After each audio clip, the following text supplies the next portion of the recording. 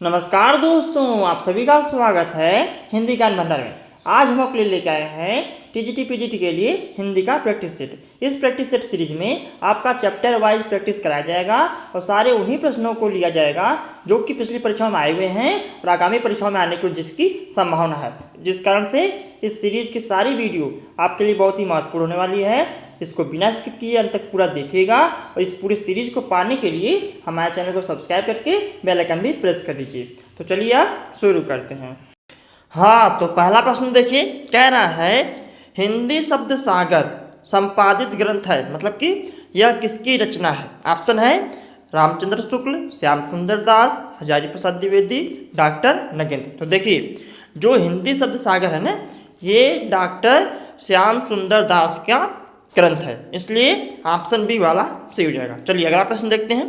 प्रश्न संख्या 2 कह रहा है हिंदी साहित्य की भूमिका नामक पुस्तक के लेखक कौन है।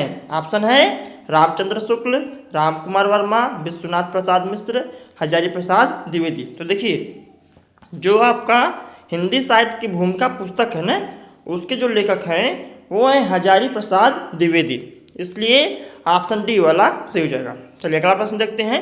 प्रश्न संख्या 3 कह रहा है ग्रियर्सन कृत the modern vernacular literature of northern Hindustan का हिंदी अनुवाद किसने किया।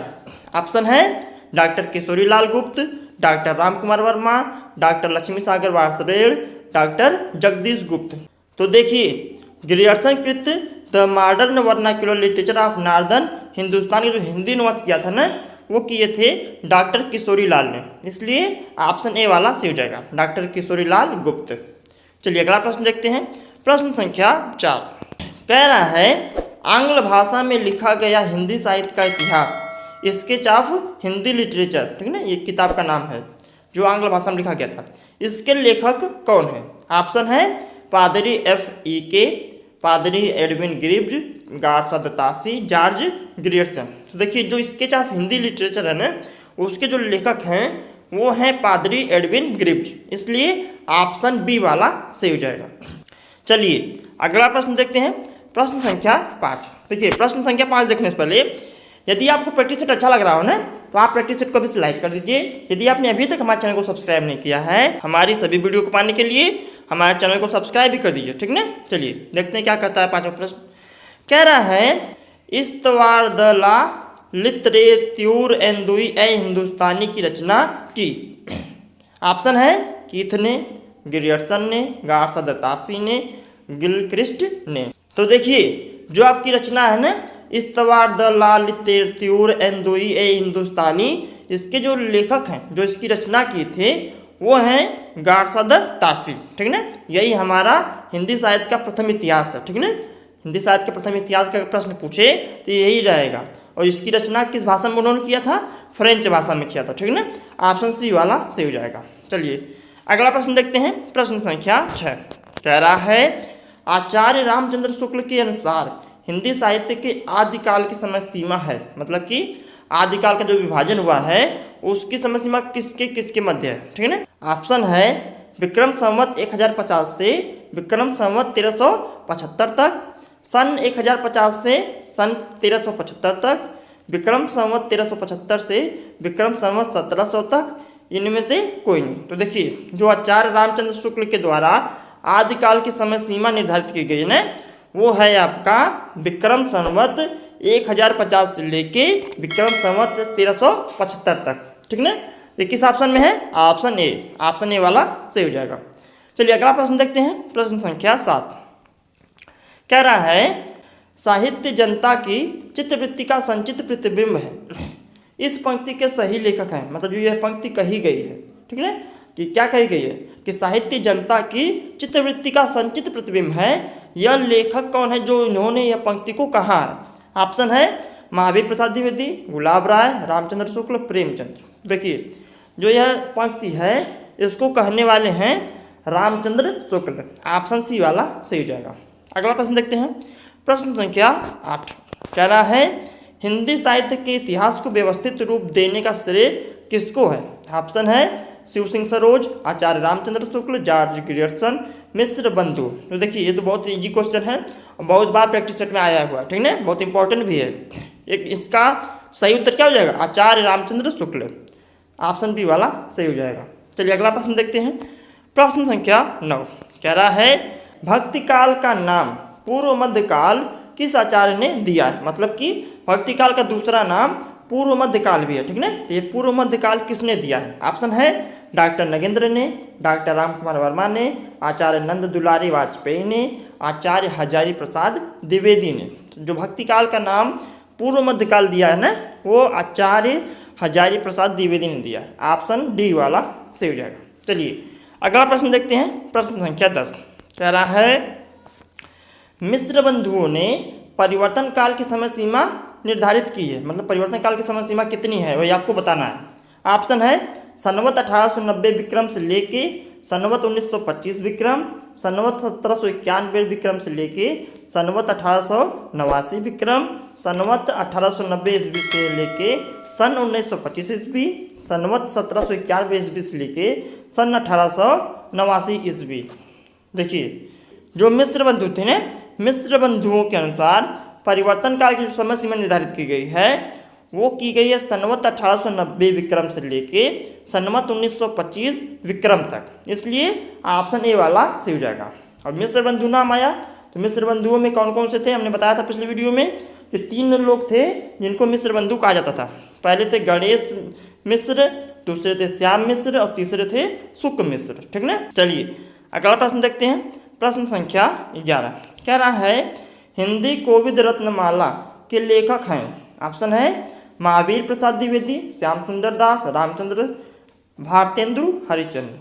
हिंदी कोविद रत्नमाला के जो लेखक हैं वो हैं आपके श्याम सुंदर दास। ऑप्शन बी वाला सही हो जाएगा। चलिए अगला प्रश्न देखते हैं। प्रश्न संख्या 12 कह रहा हिंदी शब्दानुशासन के लेखक हैं। ऑप्शन है हेमचंद्र, कामता प्रसाद गुरु, धीरेन्द्र वर्मा, किशोरीदास वाजपेयी। हिंदी शब्दानुशासन के जो लेखक हैं वो हैं किशोरीदास वाजपेयी। ऑप्शन डी वाला सही हो जाएगा। चलिए अगला प्रश्न देखते हैं। प्रश्न संख्या 13 कह रहा a history of Hindi literature के लेखक हैं। ऑप्शन है Frank E Keay, Max Muller, George Abraham Grierson, Ramchandra Shukla. A history of Hindi literature के जो लेखक हैं ना फ्रैंक ई के। ऑप्शन ए वाला सही हो जाएगा। चलिए अगला प्रश्न देखते हैं। प्रश्न संख्या 14 कह रहा है यद्यपि मैं खुद उर्दू का बड़ा पक्षपाती हूँ लेकिन मेरे विचार में हिंदी को भी भाषा या बोली कहना उचित नहीं। किसका कथन है। मतलब ये जो कथन कहा गया है ये किन्होंने कहा है। ऑप्शन है शिव प्रसाद सितारे हिंद, गारसा दत्तासी, जॉर्ज ग्रियर्सन, राजा लक्ष्मण सिंह। तो देखिए जो ये कथन ऊपर दिया गया है इसके जो लेखक हैं जो कथन को कहने वाले हैं वो कौन है, गारसा दत्तासी। ऑप्शन बी वाला सही हो जाएगा। चलिए अगला प्रश्न देखते हैं। प्रश्न संख्या 15 कह रहा पुरानी हिंदी ग्रंथ के लेखक हैं। ऑप्शन है चंद्रधर शर्मा गुलेरी, नलिन विलोचन शर्मा, रामचंद्र शुक्ल, हजारी प्रसाद द्विवेदी। देखिए जो पुरानी हिंदी ग्रंथ है ना इसके जो लेखक हैं वो हैं चंद्रधर शर्मा गुलेरी। ऑप्शन ए वाला सही हो जाएगा। चलिए अगला प्रश्न देखते हैं।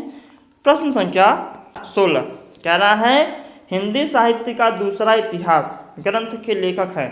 ऑप्शन है नामवर सिंह, दूधनाथ सिंह, सुमन राजे, बच्चन सिंह। तो देखिए हिंदी साहित्य का जो दूसरा इतिहास ग्रंथ है इसके जो लेखक हैं वो हैं बच्चन सिंह, ठीक ना।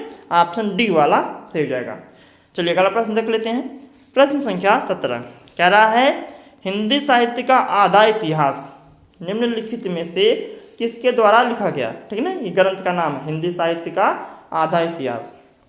ऑप्शन है डॉक्टर इंद्रनाथ मदान, डॉक्टर सुमन राजे, डॉक्टर श्याम सुंदर दास, डॉक्टर ममता कालिया। तो देखिए हिंदी साहित्य का आधा इतिहास इसके जो लेखक हैं ना वो हैं डॉक्टर सुमन राजे। ऑप्शन बी वाला सही हो जाएगा। अगला प्रश्न देखते हैं। प्रश्न संख्या 18 कह रहा है रामचंद्र शुक्ल ने हिंदी साहित्य के आधुनिक काल को किस अन्य नाम से अभिहित किया है। ऑप्शन है वर्तमान काल, गद्य काल, उत्थान काल, उक्त में से किसी नाम से नहीं। तो देखिए आचार्य रामचंद्र शुक्ल ने जो आधुनिक काल हिंदी साहित्य का उसको किस नाम से अभिहित किया है, गद्यकाल। ऑप्शन बी वाला सही हो जाएगा, गद्यकाल। चलिए अगला प्रश्न देखते हैं, प्रश्न संख्या 19। क्या कह रहा है? कह रहा है मिश्र बंधु विनोद का चौथा भाग कब प्रकाशित हुआ? देखिए अभी मैंने मिश्र बंधु के ऊपर बारे बताया ना, मिश्र बंधु ने मिल के एक रचना किया था। क्या उसका नाम क्या था? मिश्र बंधु विनोद, ठीक ना।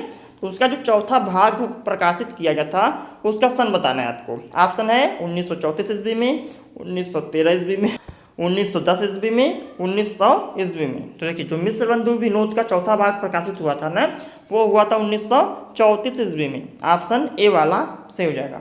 चलिए अगला प्रश्न देखते हैं, प्रश्न संख्या 20, जो कि हमारा अंतिम प्रश्न है। उसके बाद आपको अपना प्रश्न मिलेगा।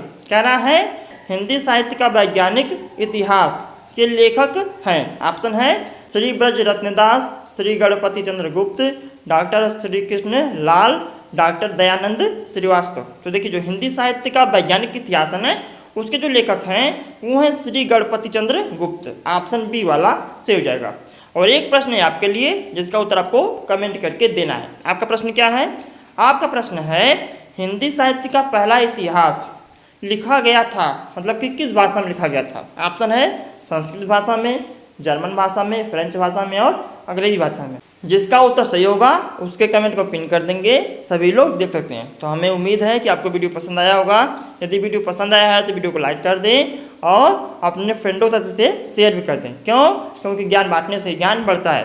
और हमारे सभी अपडेट को पाने के लिए हमारे चैनल हिंदी ज्ञान भंडार को सब्सक्राइब करके बेल आइकन दबाना न भूलें। तो मिलते हैं नए वीडियो में नए टॉपिक के साथ। तब तक के लिए धन्यवाद। Thanks for watching.